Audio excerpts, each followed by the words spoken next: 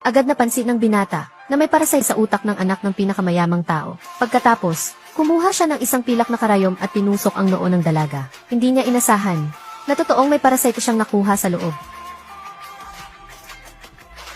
Ang galing pala nitong si Kim Chuan.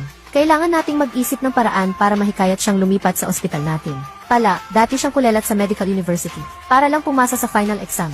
Naghanap pa siya ng pampaswerte. Nagdasal siya na sana pumasa siya sa final exam na ito. Hindi niya inakalang sa susunod na segundo ay magigising ang sistema.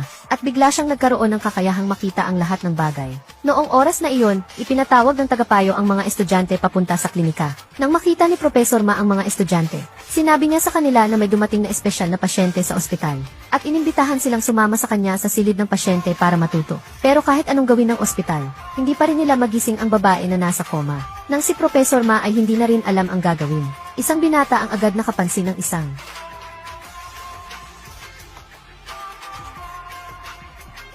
Alam ko ang kalagayan niya.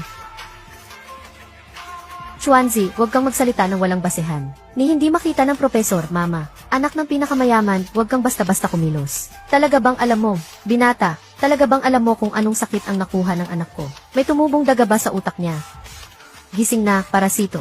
Tigilan mo na ang pagsasalita ng kung ano-ano dyan. Ang sintomas ng parasito ay pananakit. Ngayon, hindi magising ang pasyente. Ibig mong sabihin, kinain ng parasito ang utak niya. May mga tao talaga, hindi mo nga nakikita, tapos nagkakalat ka pa ng kung ano-ano. Mingyao, lagi mo siyang kinakampihan, na siya ang boyfriend ko. Kung hindi ko siya kakampihan, sino pa? Sigurado ka bang parasite talaga ito, 100%?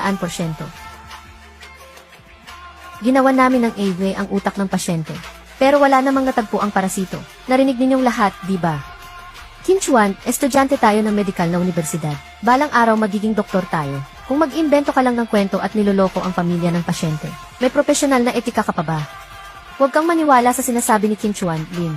Siya ang pinakamasamang estudyante sa aming paaralan. Ni minsan ay hindi siya pumasa sa kahit anong pagsusulit ngayong semestre. Lapit na siyang mapaalis sa aming paaralan.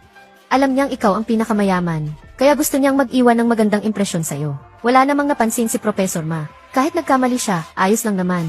Gusto lang talaga niyang makuha ang atensyon mo. Tapos maghahanap siya ng paraan para mapalapit sa'yo.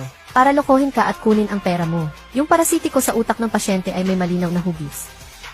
Palaging nakakapit sa mga neuron. Kaya hindi ito natutuklasan kapag nagpa-admin. Ang dahilan kung bakit matagal siyang walang malay, ay dahil patuloy na pinipigil ng parasite ang mga ugat sa utak. Kung pababayaan ito ng matagal, maaaring hindi na siya magising habang buhay.